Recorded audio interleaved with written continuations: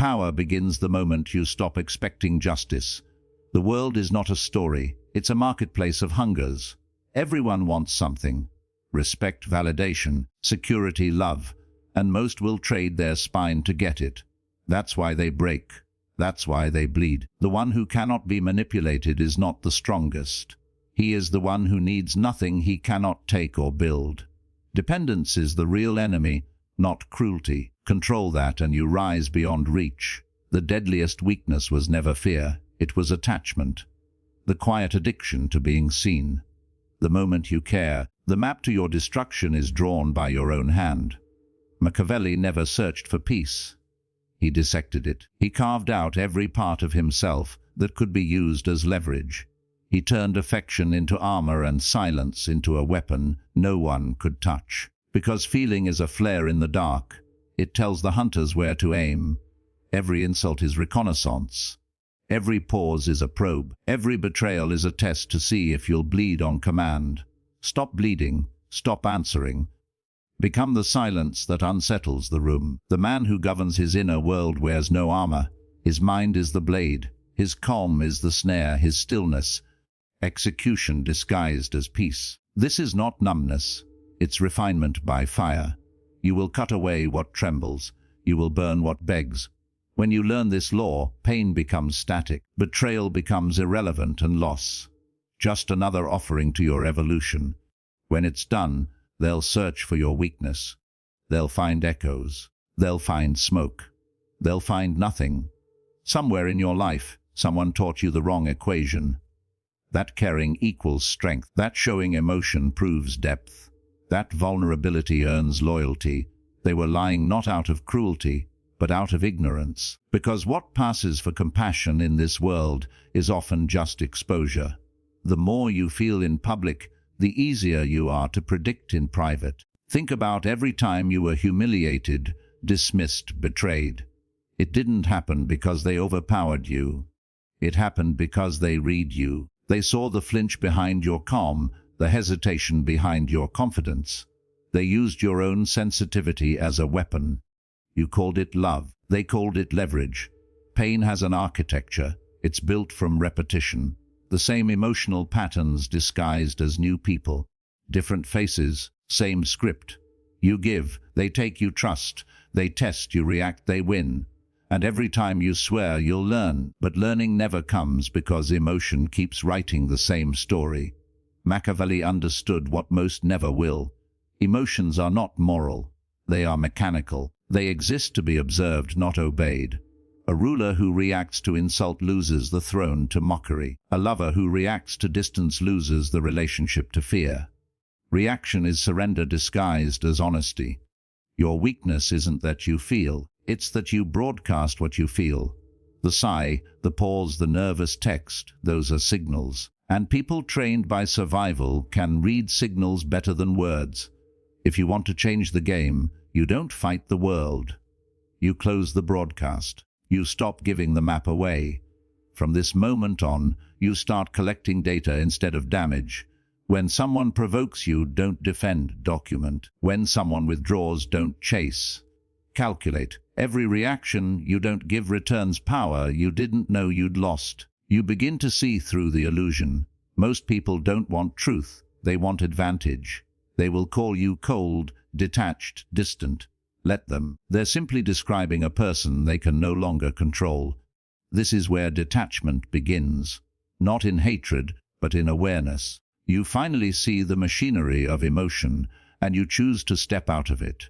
From here, the work starts to dismantle the need for recognition, to erase the addiction to reaction, to learn the quiet posture of the untouchable. Because the first step to immunity is simple. You stop letting the world decide when you bleed. A music detachment doesn't begin with calm, it begins with withdrawal. Not from people, but from performance. For years you've been acting, smiling when uneasy, arguing to be understood, apologizing to be accepted. You confuse visibility with connection. The world taught you that if you explain yourself enough, you'll be safe. But safety never came. Exhaustion did. Every justification was an unpaid debt to someone else's opinion. So now you stop explaining.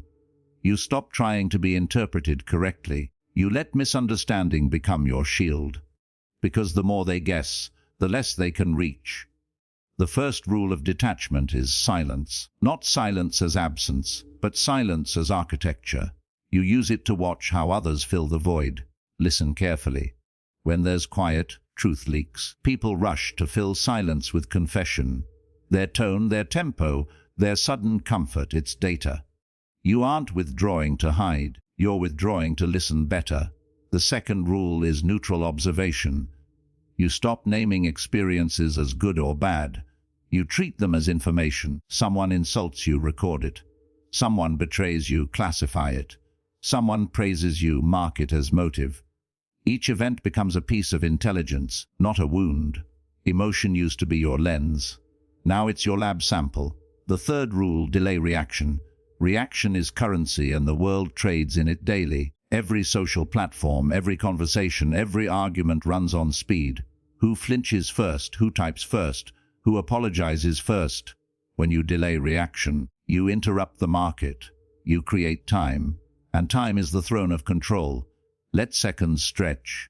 Let people wonder if they've misjudged you. That hesitation you create inside them, that's leverage.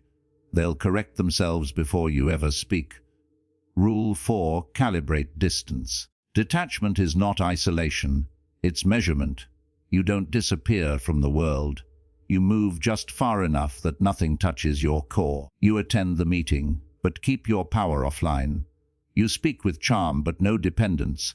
You love, but without worship. Think of it as emotional gravity. Everyone feels your pull, but no one reaches the center. That center belongs to you alone. Rule 5. Erase unnecessary empathy. Empathy without discernment is self-destruction. You used to absorb the moods of others, thinking it made you kind. It only made you porous. Now you choose what to absorb and what to observe. Someone's rage. Let it pass like weather. Someone's flattery. Note the bask in it. The world doesn't need another sponge. It needs a mirror. Reflect. Don't retain. Rule 6. Ritualize composure. Composure isn't natural. It's rehearsed. You build it the same way warriors built reflex. Repetition. Each morning, practice indifference in small ways. Ignore the unnecessary message. Breathe before answering. Walk slower than your impulse. Tiny acts of control become muscle memory for chaos. When real storms arrive, stillness will already be your default. Rule 7. Protect privacy like blood. Modern weakness begins with overexposure. You post emotions. You narrate pain. You invite spectators. Every confession is an instruction manual for manipulation. Detachment thrives in mystery. Let people see movement, never motive. Let them guess what fuels you. Because when they can't locate your heart, they stop aiming for it. At this stage, something strange happens. The noise of the world begins to dull. Insults sound rehearsed. Flattery feels scripted. You start noticing patterns. Loops of behavior that once consumed you now look mechanical. You aren't colder, you're clearer. You no longer swim in emotion. You walk on its surface. But detachment has a cost. You'll lose the illusion of being liked by everyone. You'll stop being the comfort for those who feed on your reactions. Let them call it distance. Let them call it pride. It's simply the absence of permission. Eventually, control becomes quiet. There's no performance left, only presence. You don't chase understanding. You radiate certainty. Your words shrink to essentials. Your eyes stop searching for confirmation. When people talk, you hear intention before sound. When they act, you see motive before motion. You have shifted from participant to observer, from prey to strategist. That is the mechanic of detachment, not escape but command. You aren't hiding from pain. You're redesigning where it lands. You build an interior so stable that the external world becomes weather, not fate. Rain if it must, storm if it will. You stay unmoved. By now, people will sense the change. They'll test you. Poke the armor, try to resurrect the old reactions. Smile. Let them perform their patterns. Respond only when it profits your purpose. Each time you refuse the bait, you forge another layer of iron inside your calm. Detachment was the clearing. Power is what you build on that silence. Once you stop reacting, people reveal themselves. They speak to fill your quiet. They confess to decode you. They try to earn the response that no longer exists.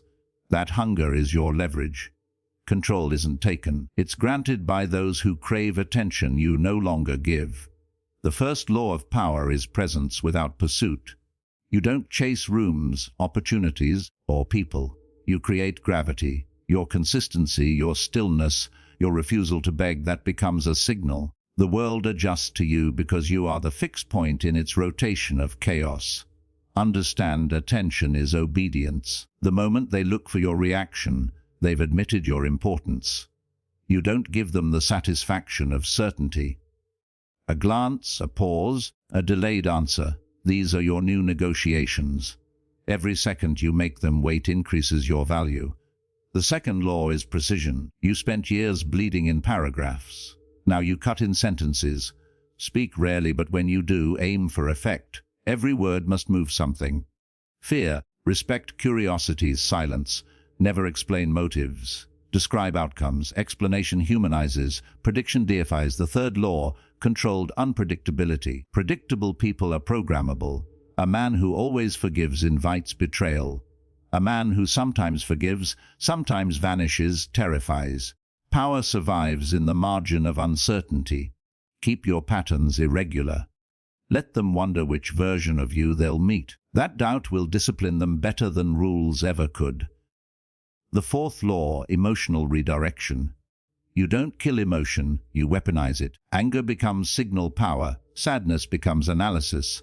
Desire becomes strategy. Each feeling you master is an instrument. You decide when to play it and for whom. Those who can't read your emotions will overinterpret your silence, and that misreading is where control hides. The fifth law, selective exposure. Power thrives on mystery. Show fragments, never the frame. Reveal what benefits your narrative. Conceal what sustains it. The more they assume, the more they miscalculate.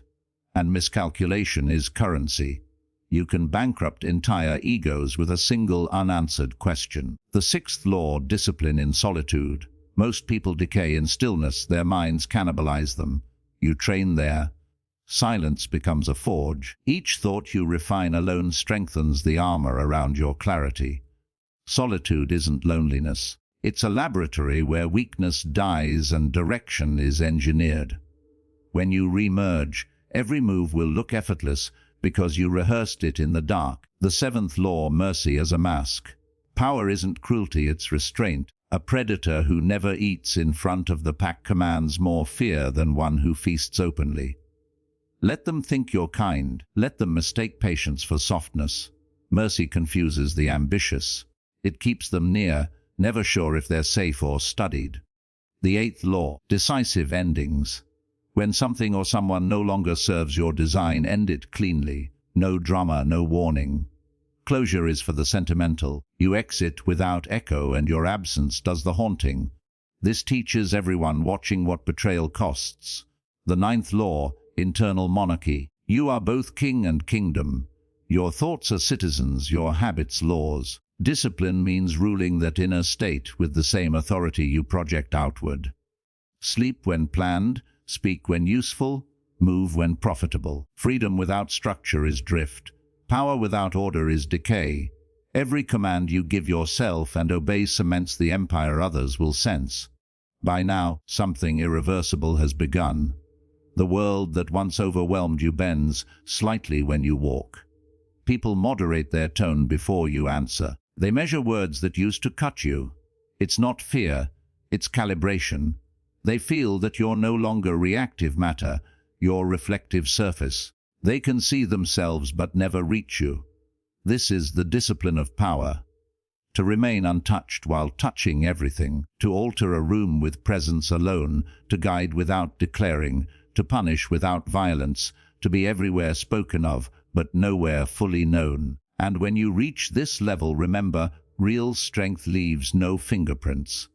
You'll move quietly through noise, influencing decisions you never attend, rearranging hierarchies with pauses, and watching chaos dissolve in your calm.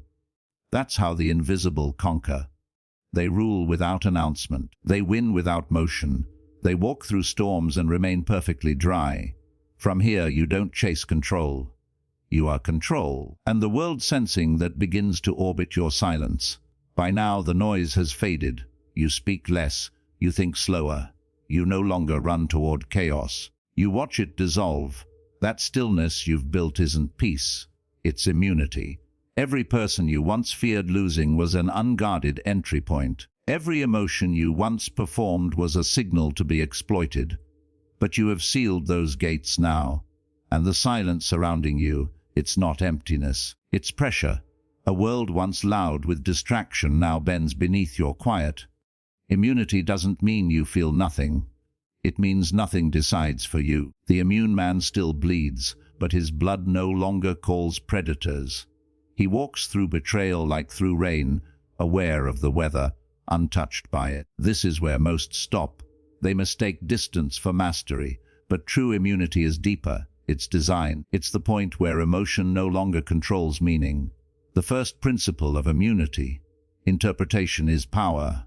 Pain doesn't define you. It obeys you. You choose what a loss means, what a rejection becomes, what silence signifies. A weaker mind reacts to pain. A sovereign one assigns it. If you decide that betrayal is information, it becomes education. If you decide that rejection is proof of misalignment, it becomes redirection. Immunity is the authority to rename what once ruled you. The second principle, containment. Emotion still arrives, but it reports to you now. You observe it, categorize it, then file it away. You don't broadcast, you don't confess, you contain. Because every secret you keep strengthens your autonomy, and every outburst you suppress stores voltage for strategy. The immune don't repress, they govern. The third principle, non-dependence. Most people mistake attachment for loyalty. They anchor their stability in others, partners, peers, validation. But immunity begins when you dismantle those anchors. You stop begging others to hold your peace for you. You stop letting affection set your mood. You stop granting approval the power to rewrite your identity. From now on, your worth is internal law, not external opinion. You are both the judge and the accused, and your verdict is final. The fourth principle, calculated compassion. Do not confuse immunity with cruelty. You still care, but strategically. Your empathy is rationed. Your kindness is precise. You give where it amplifies value, not where it empties you. Even warmth becomes a choice, not an instinct. That's how you keep control while remaining human. The fifth principle, equilibrium under fire. The immune man's calm is his weapon. Most are puppets to stimulus. Praise makes them loud. Threat makes them frantic. You stand still. You think while others react, and because you think you win. Control is never about domination. It's about duration. He who lasts longer dictates outcome. The sixth principle, invisible strength. True power doesn't announce itself. Noise betrays insecurity. So you vanish into composure. People begin to sense it before they see it. The quiet weight of someone who can't be moved. You don't need to prove. You don't even need to respond. Your restraint becomes legend. And legends don't argue, they're interpreted.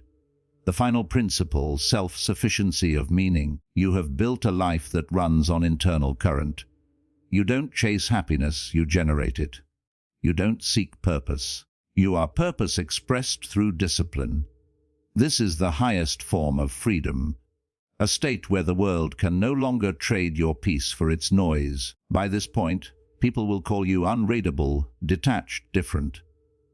They'll whisper that something in you changed. They're right. You stopped being material for their games.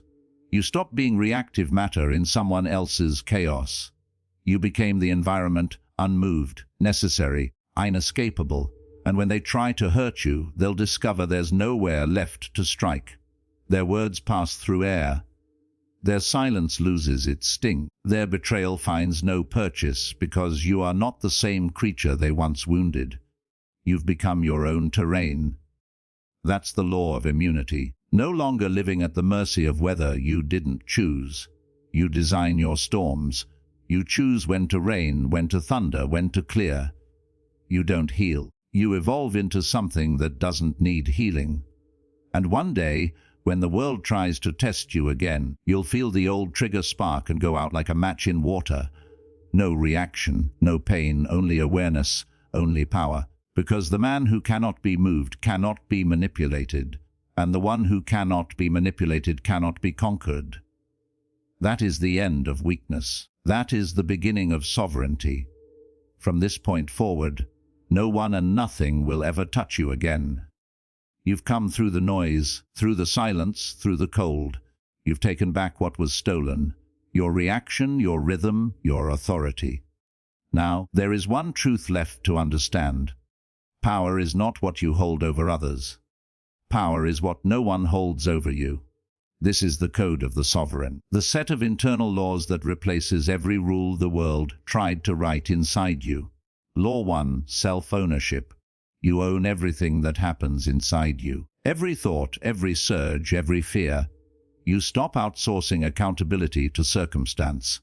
The world can provoke you, but it cannot decide for you. You are responsible for interpretation, for meaning, for outcome. Freedom begins where blame ends. Law 2, emotional economy. You spend attention like currency. Every minute given to gossip, outrage, or insecurity is taxation on your focus. You stop financing the irrelevant. Your calm becomes your capital, your silence, your investment. Others exhaust themselves defending illusions. You build interest on stillness. Law 3, controlled access. Most people will never understand you. That's not your problem. It's your protection. They don't need access to your thoughts, your motives, or your energy. They can witness you but not wield you. The sovereign man lives in selective transparency, visible enough to inspire, hidden enough to survive. Law 4, ritualized isolation. Solitude is no longer punishment, it's maintenance.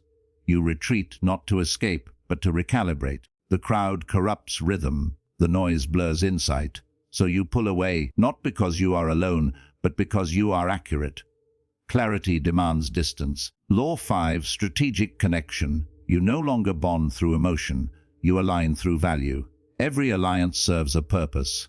Intellectual, spiritual, tactical. You learn to distinguish loyalty from dependency, affection from use. Love becomes deliberate, friendship becomes design. Connection is chosen, not craved. Law 6, direction over desire. You stop chasing feelings, you started following frameworks. Desire burns out. Discipline endures. You no longer ask, do I feel like it?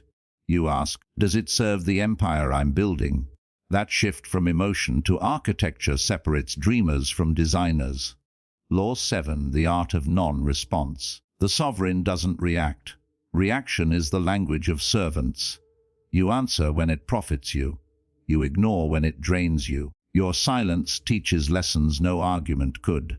When people realize they can no longer move you, they begin orbiting you, adjusting to your gravity, obeying your tempo. Law 8, the invisible hand. Influence is subtle. You don't force outcomes, you arrange circumstances. You speak in implications, not demands. You make others choose what you wanted all along. To them it feels like freedom. To you it's geometry. Law 9, mastery of ending. You end things when they expire. No dragging corpses of friendships, beliefs, or habits that served their term. A sovereign does not cling. He closes chapters quietly, and the world calls it mystery. Every goodbye becomes a ritual of refinement. Law 10, legacy and silence. You don't announce evolution. You let time report it. Your name travels through whispers, not noise. Your reputation becomes myth shaped by absence, because nothing echoes longer than a man who left no fingerprints. By now you see it clearly. The game was never about being loved or feared. It was about control. Control over your perception. Control over your choices. Control over how deep the world gets to reach. And when they test you again, and they will, you'll feel the old reflex rise, the pulse of anger, the ache of wanting to explain, and you'll watch it pass like a cloud crossing the sun. No rush, no collapse, just observation. That's when you'll know you've crossed the line between strength and sovereignty. You're no longer the man who reacts. You're the man who designs reaction in others. You no longer move through the world. It moves around you. You've stopped asking for peace. You've become the source of it, and peace born from power is permanent.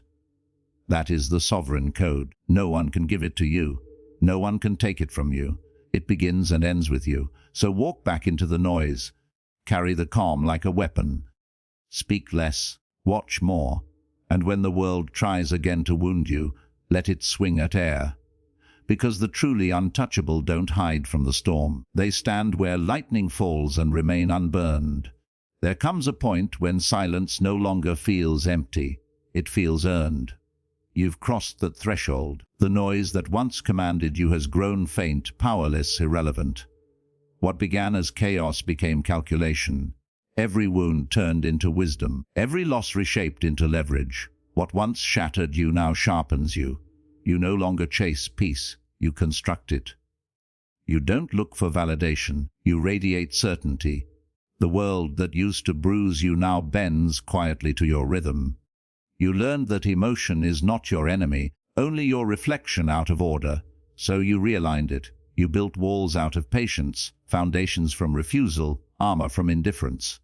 No rage, no pleading, no collapse, only command. You became a strategist of self, your energy a currency no one can counterfeit. Your silence, a language that bends conversations toward your intent. You stopped defending and started dictating. Every interaction now flows through a single question. Does it serve your equilibrium or does it cost it?